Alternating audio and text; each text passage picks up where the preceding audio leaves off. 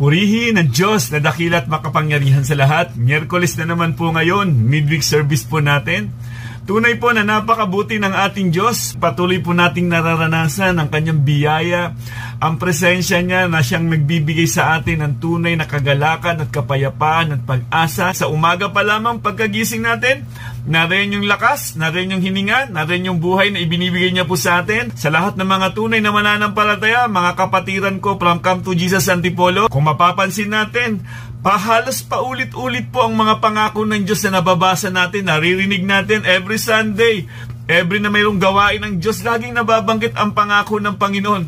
Bakit kaya sa tingin ninyo, bakit lagi tayong pinaalalahanan ng Panginoon? Kasi nga, napakahalaga ng salita ng Diyos sa ating mga Kristiyano. Habang nabubuhay pa tayo sa mundong ito, nariyan ang salita ng Diyos na magbibigay sa atin ng katatagan upang patuloy nating panghawakan ang mga pangako at ang salita ng Diyos. Katulad ni Joshua, araw at gabi, pinagbubulay-bulayan niya lagi ang salita ng Diyos. Ang layon nito, upang hindi siya maligaw. Ang nais ng ating Panginoong Diyos, lumakad tayo ayon sa plano at kalooban ng ating Panginoon. Hindi po sa plano ng mundo, sa plano o layunin ng Diyos, doon tayo lumalakad.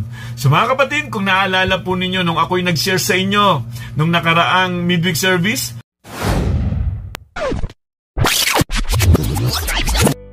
paglimot sa nakaraan, pagharap sa kasalukuyan. 2023, nakalipas na po ang 2023. Kalimutan na po natin ang lahat ng mga nangyari.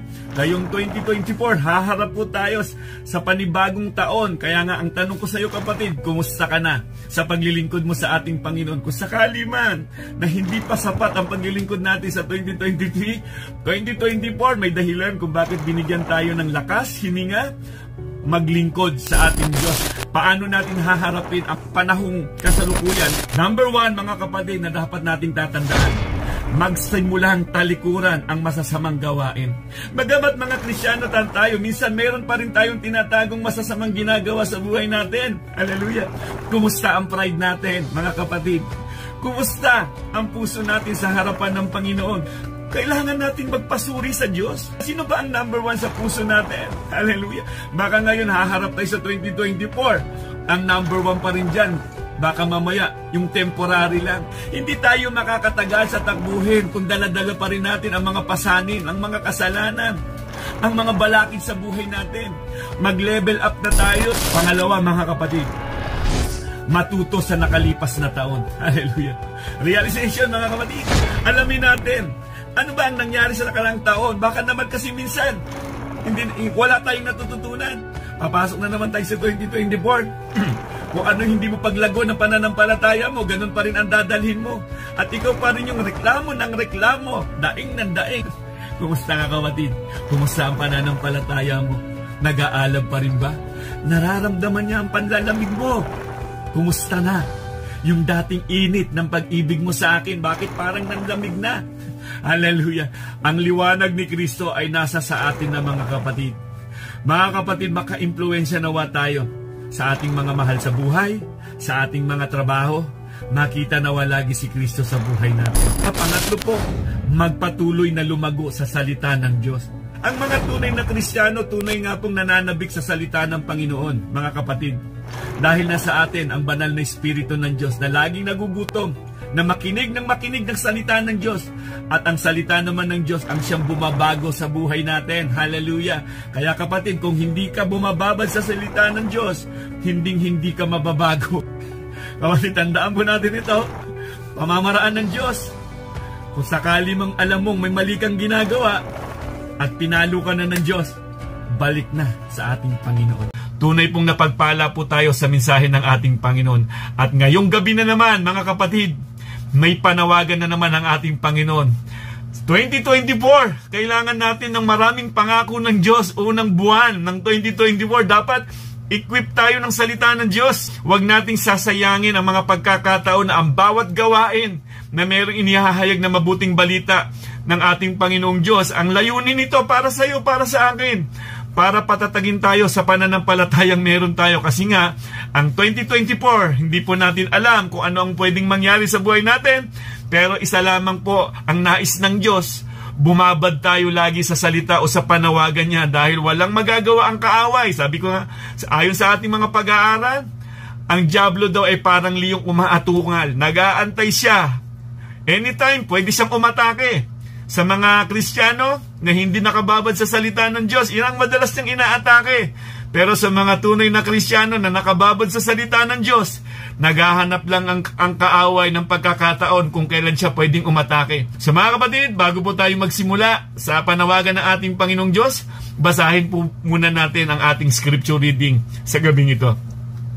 Matatagpuan po natin mga kapatid ang salita ng Diyos sa Hebrews chapter 13 verse 5 to 6. Hindi ba madalas na nating naririnig yan?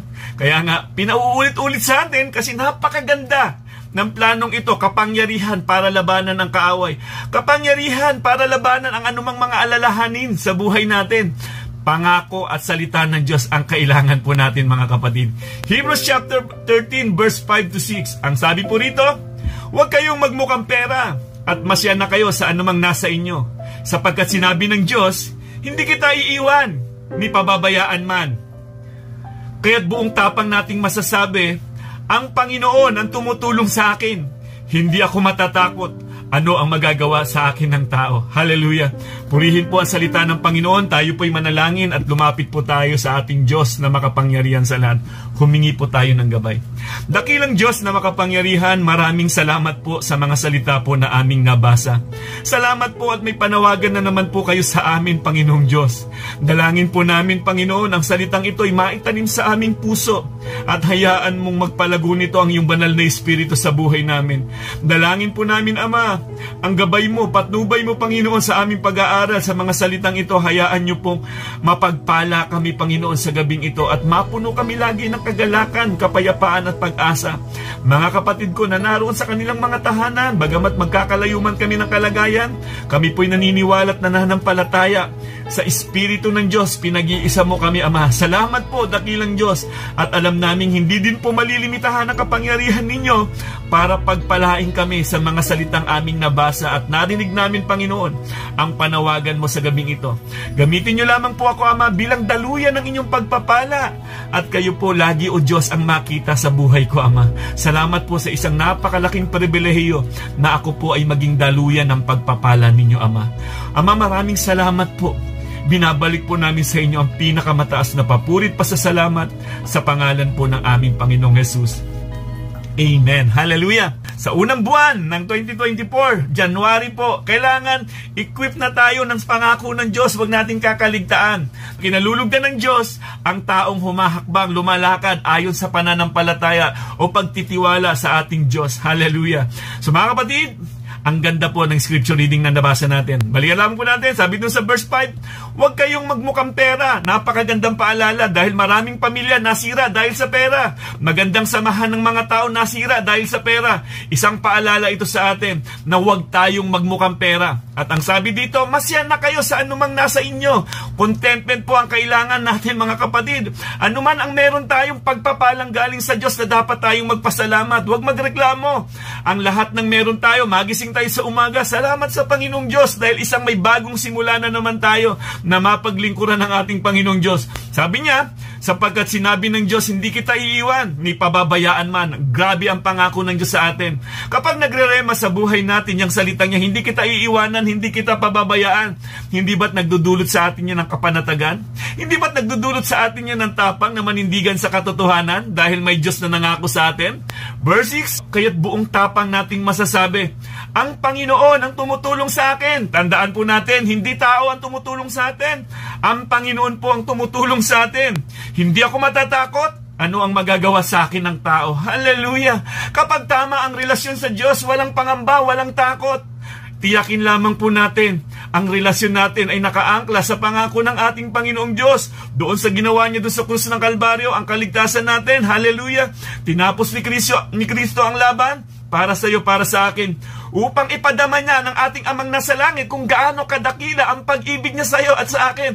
Nung iniligtas ka ng Panginoon, hindi niya tayo pinabayaan. Bagamat narito pa tayo sa mundong ito, ngayon naman, magliliwanag tayo sa mundong ito. Ang kaligtasan na ginawa doon ni Kristo sa krus ng Kalbaryo para sa iyo, para sa akin, hindi yan mananatili na nananahimik lang. May gagawin yan.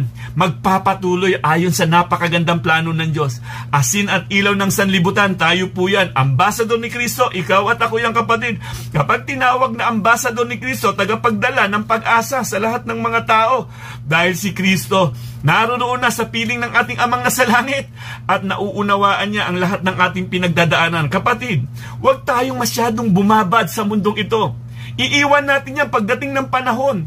Makamtan mo man ang kayamanan dito sa daigdig kung mapapahamak naman ang kaluluwa mo. Kapatid, hayag na po sa atin na dapat ang pinagsusumikapan natin ay yung spiritual na kalagayan. Hallelujah! Dahil yan, ang buhay na meron tayo dito, buhay na paghahanda para sa buhay na walang hanggan.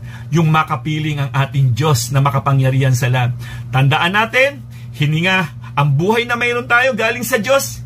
Hiningaan tayo, nagkaroon ng buhay, at ang buhay na meron tayo, dapat naluluwalhati ang Diyos sa buhay natin. Hallelujah! Iniligtas ka ng Panginoong Diyos, may dahilan para maglingkod sa Kanya. So mga kapatid, mahalaga sa buhay ng isang Kristiyanong marunong makontento sa buhay. Si Kristo lang ang sasapat. Kapag may Kristo ka sa buhay, sigurado ako kung tunay na Kristiyano ka, makukontento ka, masisiyahan ka sa lahat ng meron sa iyo. Ano man mga pagsubok na dumarating sa buhay natin, tandaan mo, kasama natin ang Diyos. Hindi ka nag-iisa, hindi mo laban yan. Laban po ng ating Diyos ang anumang mga pinagdadaanan natin sa buhay. Ang kaligtasan na meron ka ngayon, kapatid, kakaiba yan. Hallelujah.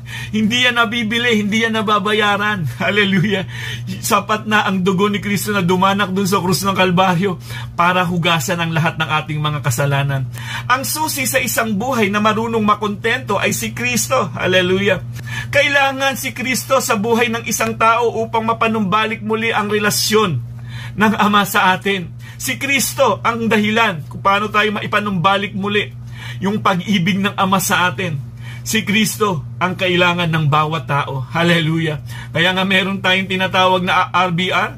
Repent and recognize that Jesus alone is our Savior. Believe that His death on the cross is the only way to save us. And receive the free gift of salvation through faith. Hallelujah. Balikan po natin dito sa Hebrews chapter 4 verse 16. Kaya't huwag tayong mag-atubiling lumapit sa trono ng mahabaging Diyos upang makamtan natin ang habag at kalinga sa panahon ng ating pangangailangan. Hallelujah!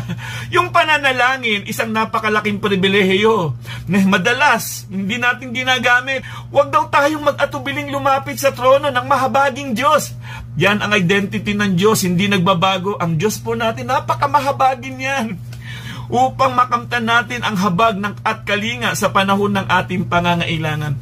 Imaginin po natin, lagi pong nakamasid ang ating Amang nasa langit sa lahat ng ating mga pinagdadaanan.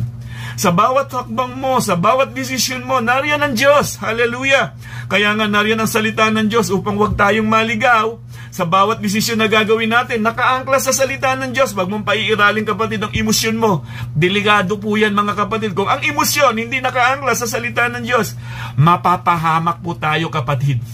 Kaya nga napakahalaga ang pananampalataya na dapat natin itong inihahakbang tungo sa paglilingkod sa ating Panginoon. So, ano ang mga susi sa isang matagumpay na pamumuhay? Hallelujah! May susi po sa isang matagumpay na pamumuhay ngayong 2024. Wag po tayong matakot sa mga balita. Naririnig man natin kung ano mga balita ng mundo. Mas paniwalaan natin ang magandang balita na nagmumula sa ating Panginoong Hesukristo. O ang salita ng Diyos, ang Biblia, mas magandang pagkatiwalaan natin, yakapin natin, itanim sa puso ang mga pangako ng Panginoon. Wag po sa mundo, mga kapatid, matatakot at mawawalan ka ng pag-asa. Sa mga tunay na Kristiyano, bababad po sa salita ng Diyos. Unang-una po, wag na wag mag-aalinlangan sa ating Diyos. Hallelujah! Kung naalala po natin si Peter, nakahakbang na siya, nakababa na siya ng dagat nung sinabi ni Peter, Panginoon, kung maaari, makalakad din akong papalapit sa iyo. Subalit, nakalakad naman po siya, nakahakbang naman po siya. Subalit, nung napatingin siya sa kaliwat kanan at nakita niya yung mga naglalakihang alon, unti-unti po siyang lumubog, mga kapatid. Kaya nga ang pag-aalinlangan, minsan, hindi maganda ang dulot nito sa atin. Kung tayo ba'y magpapatuloy na magpagamit sa Panginoon, o saka na lang ako magpapagamit. Kung okay na ang kalagayan ko, kapatid, kapag ganyan ang pananaw mo, kapag sinasabi mo, para kang Diyos na yan, hindi ba't mas magandang magpatuloy na magpagamit sa ating Panginoong Diyos? Dahil alam mo, yung Diyos na lumikha sa'yo, na lumikha ng lahat ng bagay, ang Diyos na nagligtas sa'yo, na may magandang plano, bakit hindi ka susunod? Bakit ka mag-aalinlangan? Katulad ni Peter, lumubog siya. At alam naman natin, ang Panginoong Hesukristo pa rin ang hininga niya ng tulong. Ganun po sa atin mga kapatid, kung may mga pagsubok minsan tayo, kay Kristo po lumapit. Hingi ng tulong sa Kanya. At kayong may makapangyarihang kamay para muli Kanyang ibangon. So huwag mag-aalinlangan. Pakatandaan na sa buhay ng isang Kristiyano, mahalaga ang pagtitiwala sa Diyos. Kinalulugdan ng Diyos ang may pananampalataya. Sa ating mga Kristiyano, nasa atin ang pananampalataya. Dahil alam na natin ang mga nagtagumpay sa pananampalataya. Nabasa na natin from Old Testament kung saan nalugod ang Diyos. Wala na pong sikreto sa pananampalataya. Kailangan lamang natin i-apply sa panahon na ating kinalalagyan dahil malulugod ang Diyos. Hallelujah! Naisulat na ang heroes of faith nagtagumpay dahil sa pananampalataya. Bakit hindi natin i-apply sa panahon na ating kinalalagyan? Umaasa tayo sa panahon na hinaharap na ang Diyos ay makakapiling natin. Ang pangako ng Diyos, huwag kayong magmukhang pera. Masyan na kayo sa anumang nasa inyo. Sapagkat sinabi ng Diyos, hindi kita iiwan, ni pababayaan man. Grabing pangako niyan. Hallelujah. Kaya kapag ang pangako ng tao, huwag natin pangahawakan. Dahil ang pangako ng Diyos hanggang kamatayan, hindi kanya iiwanan, hindi kanya pababayaan. Hallelujah. Siya muli ang bubuhay sa'yo. Hallelujah! At makakapiling ng ating amang nasa langit. Ayan ang pangako ng Diyos na ang sino mang nagtitiwala sa ating Diyos ay hindi mauulila. Bakit nagkaroon ng tapang at lakas ng loob sila Shadrach, Meshach, Abednego? Dahil kilala nila ang Diyos na makakasama nila. Kahit man sila itapon sa nagbabagang pugon na yon, alam nilang sasamahan sila ng Diyos. Hindi sila pababayaan. Kapatid, naisulat yan para panghawakan natin. Nagtiwala, nanampalataya sa Diyos. Ano man ang pagdaanan natin sa buhay na ating kinalalagyan ngayong kapatid, wag na wag mong ihahakbang ang paa mo sa kasalanan. Magpatuloy po tayong maglingkod, manindigan sa katotohanan, at titindigan tayo ng Diyos. Pinabayaan ba sila Shadrach, Meshach, Abednego, sila Daniel?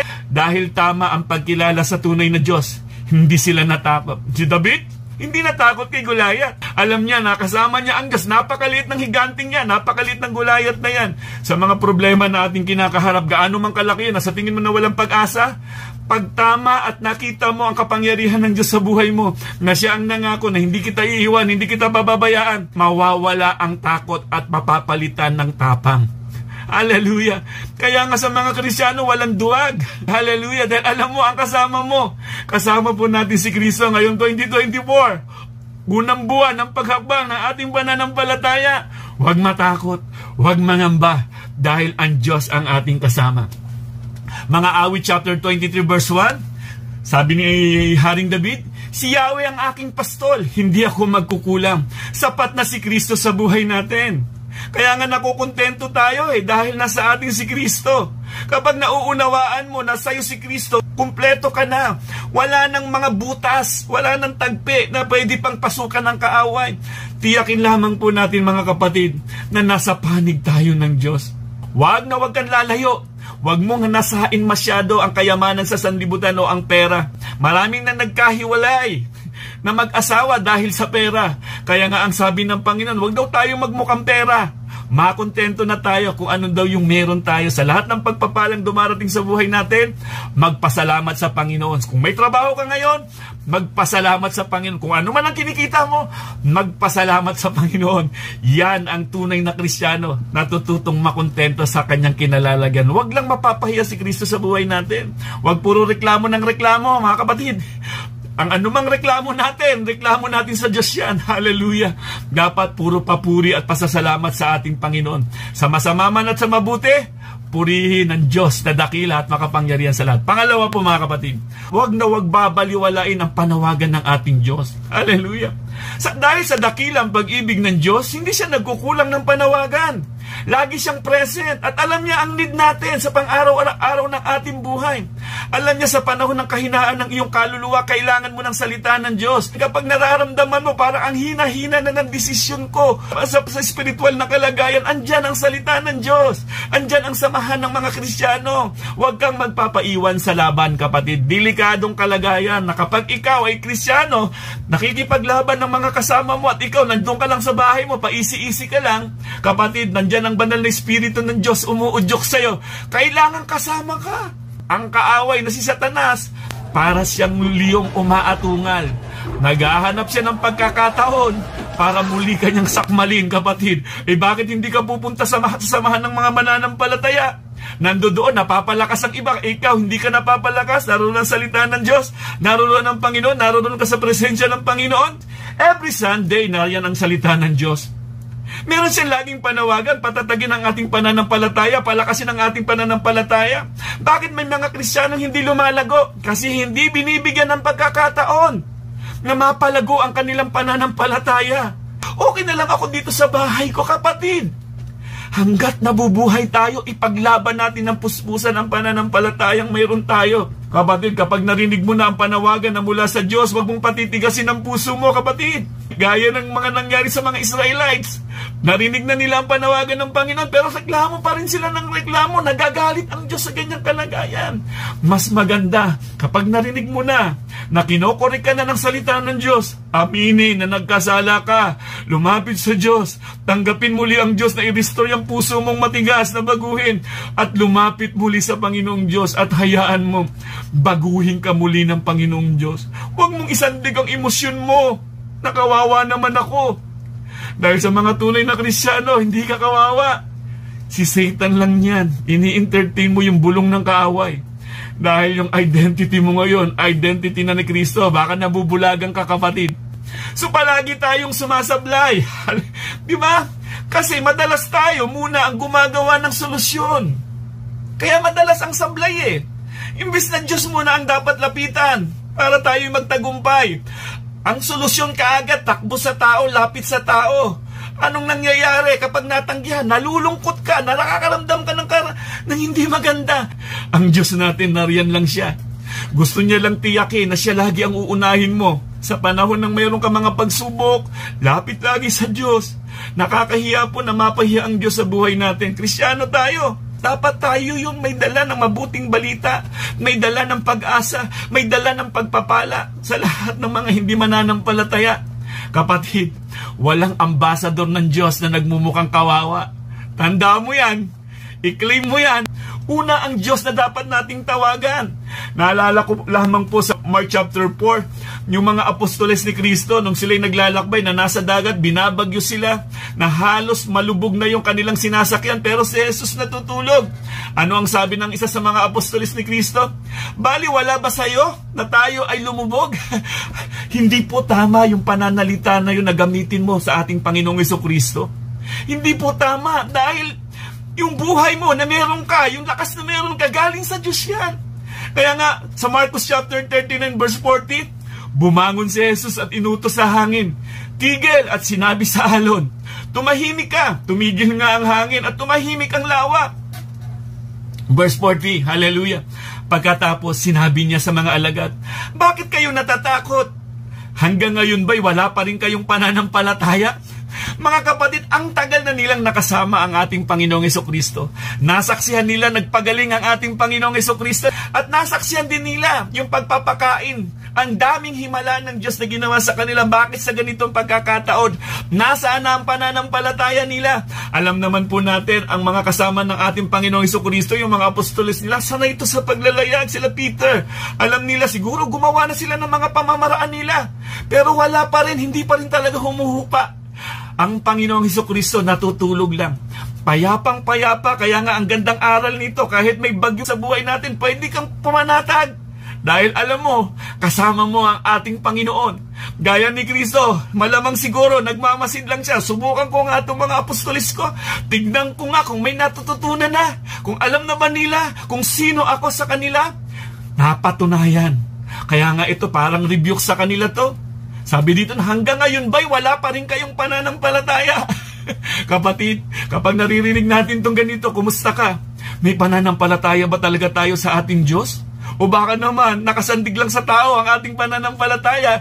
Kaya kapag tinitignan natin ang tao na parang Diyos, sigurado bagsak ang pananampalataya mo kapag bumagsak ang tao. Fix your eyes on Jesus. Kay Kristo lamang po natin ituon ang ating pananampalataya. At ang nakakatuwa na makita natin dito nung sinaway niya ang alon at ang hangin, huminto. Tayo po kaya sa panawagan ng Diyos, sinasaway na tayo, humihinto ba tayo? Kung titignan natin, mas mabuti pa yung hangin at ang alon. Isang saway lang ng Panginoon, humihinto na. Sa atin, katakot-takot na napanawagan ng Diyos. Hallelujah! Kung ikaw man yan, kapatid, say amen. Hindi pa rin tayo humihinto. Di ba? Hindi pa rin tayo tumitigil. Kaya nga mga kapatid, nakikita natin dito, nasaan ang pananampalataya ninyo? Dapat Diyos muna ang nilalapitan. Huwag kung ano-ano yung pamamaraan mo, mauubusan ka. Diyos muna dapat tawagan sa mga mabibigat na desisyon ng buhay. Specialty ng kaaway, bibiglain ka niya sa mga pamamaraan na hindi ka handa. Dapat tayo laging handa. Salita ng Diyos ang lagi nating gagamitin. Kung aatake ang kaaway, may pangako ang Diyos na pwede nating panghawakan. Magpapatuloy ako dahil kasama ko ang Diyos. Hindi niya ako iiwan, hindi niya ako pababayaan. Kaya nga sabi ni Haring David, ang Panginoong Diyos ang aking pastor, hindi ako magkukulang. Hallelujah! Diyos mo na ang dapat pagtiwalaan. Dahil hindi solusyon kung ito'y tutulugan lang. Hallelujah! Matulog ka man, pagising mo bukas, problema pa rin yan kung hindi ka lumalapit sa Diyos. Kung sakali mang nagkasala tayo at may palo ang Diyos, hingi ng tawad sa Diyos. Ang Diyos natin mahabaging Diyos at laging handang magpatawad.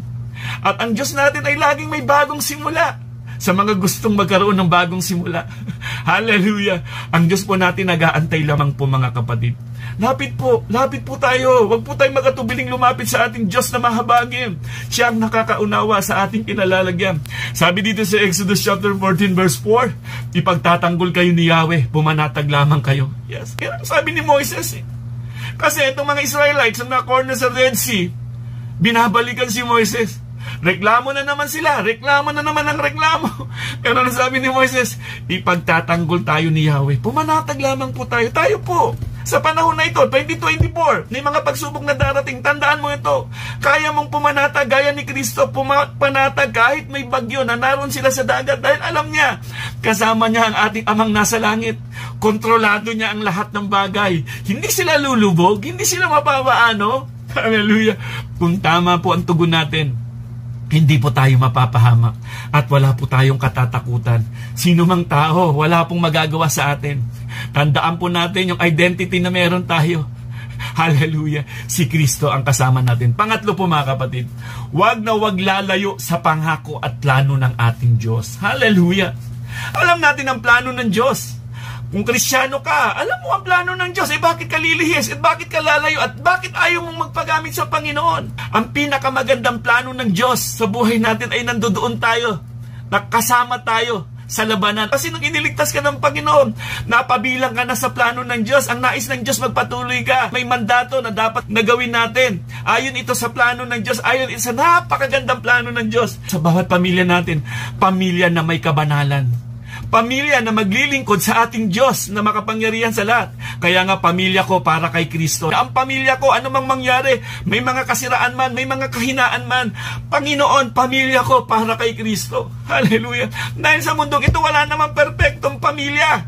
Kaya kailangan natin si Kristo para magkaroon ng perpekto ang pamilya natin. Kung walang Kristo sa isang pamilya, siguradong mapapahamak, kapatid. Sa buhay ng isang tao, siguradong mapapahamak kung wala kang Kristo sa buhay mo. Maraming Kristiyano na ang madalas lumalayo sa Diyos kapag dumadaan na sa matinding pagsubok. Nakakalungkot po. Dapat kung matinding pagsubok, matindi din ang pagtitiwala sa Diyos. Na hindi ka niya iiwan, hindi ka niya pababayaan. Hallelujah. Kung tama ang hakbang at lakad mo, kapatid, kung may pagsubok man niya, sigurado ako, ang ending niya, ang pagpapala. Huwag ka lang lilihis. Magpatuloy ka lang. Kailangan nating tapusin ang ating takbuhin. Hallelujah. Fix your eyes on Jesus. Tanggalin ang mga distraction. Tanggalin ang mga balakid sa buhay. Magpatuloy na lumakad sa plano ng Diyos sa kalooban ng Panginoon. Kalooban ng Diyos na tayo ay lumago sa ating pananampalataya. Hindi solusyon na lalayo ka, hihinto ka, at magbabakasyon ka muna. Huwag mong gagawin yan. Dahil nariyan ang atake ng kaaway. Huwag mong hahayaan na magpapaiwan ka sa plano ng Diyos. Kapatid, naalala natin si Gad at si Ruben, ang gusto nila magpaiwan na lang. Ayaw na nila magpatuloy sa promised land. Hindi ba't nagalit si Moises? Hallelujah, panandalian pa lang yan. Nandoon ang pinakamasayang buhay sa plano ng ating Diyos. Ang kayamanan natin wala dito. Naroroon sa ating Amang nasa langit, nasa ating Panginoong Hesukristo. Marami ding mga Kristiyano rin ang madalas nakakalimot sa Diyos kapag nananagana na sila sa buhay nila. Kapag marami kang pera, busy-busy ka rin. Madalas nasa mall ka, madalas nasa pasyalan ka, kahit araw na ng linggo. Naroroon ka pa rin sa mga bagay na inaalok ng sanlibutan, inaalok ni Satanas. Minsan di kayamanan din ang nagpapalayo sa relasyon ng tao sa Diyos. Dahil sobrang busy ka. Minsan tumataas ang pride mo dahil ang dami mong kayamanan, hindi mo na kailangan ng Diyos. Nakakatakot na kalagayan. Dapat, damo na pinagpapala mo rin ng Diyos. Sa mga hanap buhay natin, dapat kasama ang Diyos sa mga yan. Ibigay kung ano ang nararapat sa ating Panginoong Diyos. Kristyano ka eh. Alam mo yung responsibilidad mo as a Christian. Alam mo yung dapat mong ginagawa bilang tunay na Kristiyano. Sa lahat ng mga Kristiyano po, 2024, baka hindi pa tayo nag-level up sa ating pananampalataya. Baka kung ano yung asan mo sa 2023, yung ka pa din, dapat ngayong 2024, mag-level up ka naman. Dahil ang daming pangako ng Diyos, ang daming plano ng Diyos. Maliligaw ka lamang sa plano ng Diyos kung hindi ka bumababad sa salita ng Diyos. Hallelujah. So mahalagang nakakonekta kay Kristo ang bawat Kristiyano. Para maging malinaw ang signal mo, dapat malapit ka kay Kristo, huwag kang lalayo. Dahil alam naman po natin, hindi magbubunga ang hindi nakakonect kay Kristo. Hallelujah. Kailangan lagi tayo na malapit kay Kristo. Malapit tayo sa salita ng Diyos para hindi tayo magkaroon ng negative na kaisipan. Hindi tayo magkaroon ng negative na sa ating kapwa, mag-isip ng masama. Dapat konektado lagi kay Kristo. Ang salita ng Diyos, ang hayaan nating magrema sa buhay natin, magpalakas sa atin, magpatatag sa atin. Bawat gawain sa ating iglesia, mahalaga. Inilagay ng Diyos yan. Ikaw at ako, kabilang na dapat yumayakap sa gawain ng Diyos. Kapatid, yan ang plano ng Diyos. Inilagay niya dyan ang Kingsman Fellowship, Mom's Fellowship, ano ba mga Bible study. Ang layunin yan para lumago tayo sa ating pananampalataya. Kaya nga minsan, talagang tayo magdidesisyon eh. Pupunta ba ako? O magpapahinga na lang ako? Kasi aalalahanin ko yung araw ko ng bukas. Kailangan kong paghandaan yung trabaho ko. Pero hindi mo pinaghahandaan yung spiritual mong kalagayan. Delikado. Kaya maraming mga Kristiyano hindi lumalago.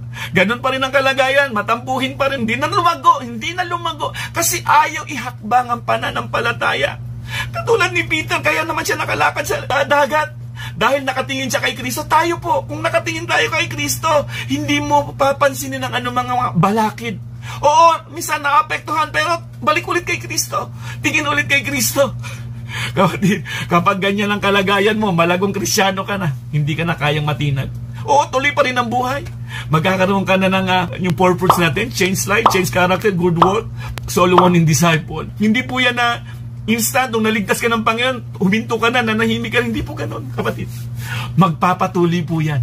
Dahil nasa iyo, ang banal na Espiritu ng Diyos, hindi ka papayag na parang baby Christian ka pa rin na hindi ka lalago. Kailangan hakbang po. Bakit kayo naging pastor? Dahil humakbang kami sa pananampalataya. Hindi namin tinignan kung ano mga bagay na pwedeng ikalugi namin.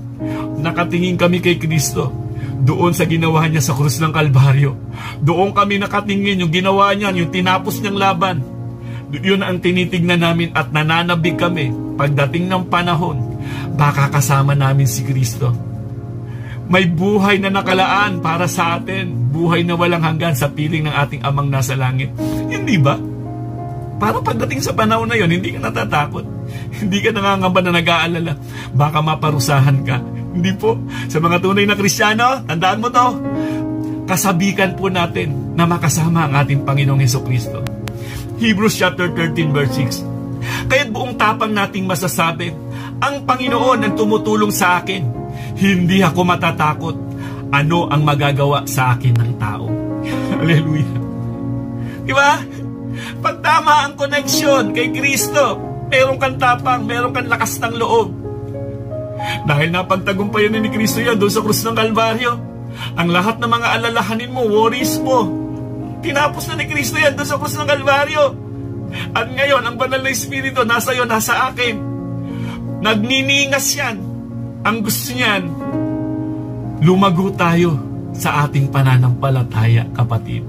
Oo, may mga kahinaan tayong pisikal, pero dapat mas malakas ang espiritual na kalagayan natin sa anumang mga bagay-bagay.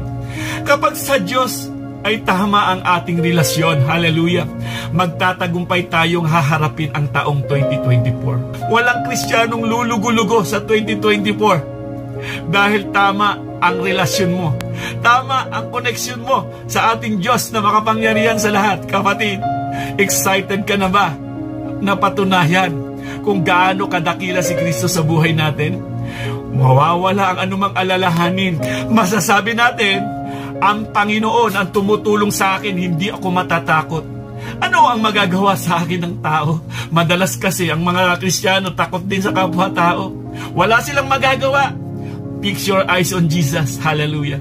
Ituon natin ang ating paningin kay Kristo. Bakit tayo naglilingkod? Bakit tayo nagmiministeryo? Dahil kay Kristo. So mga kapatid, naway napagpala po tayo sa isang napakagandang panawagan na naman ng Panginoong Diyos.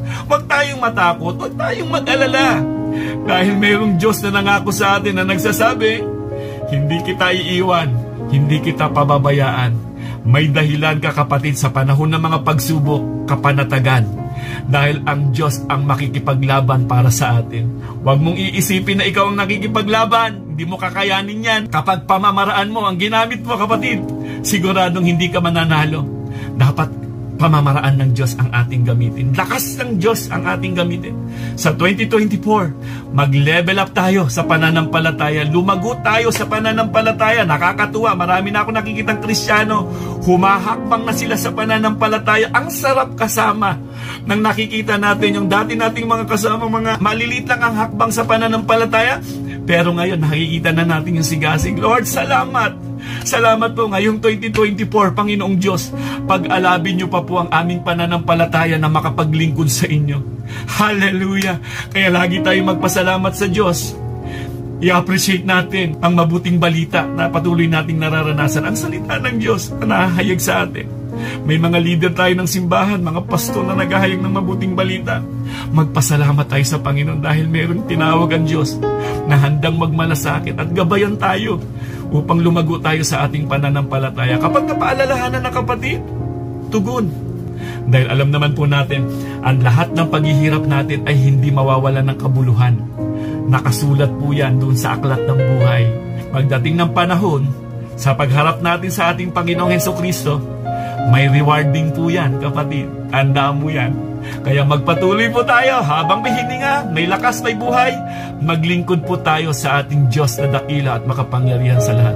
Mga kapatid, naway napagpala na naman po tayo sa isang napakagandang panawagan ng Diyos.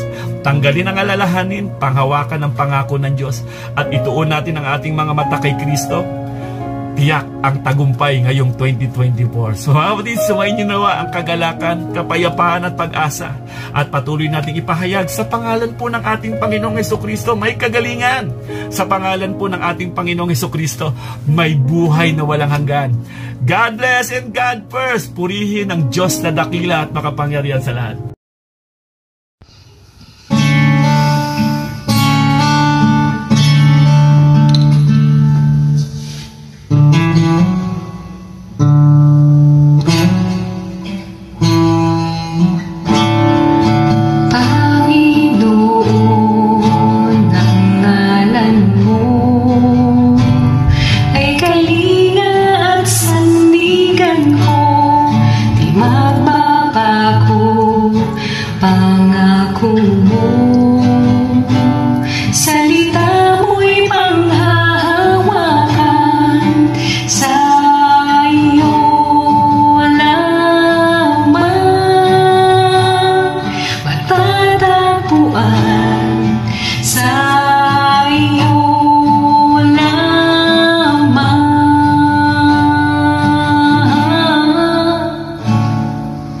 Mananatili sa'yo.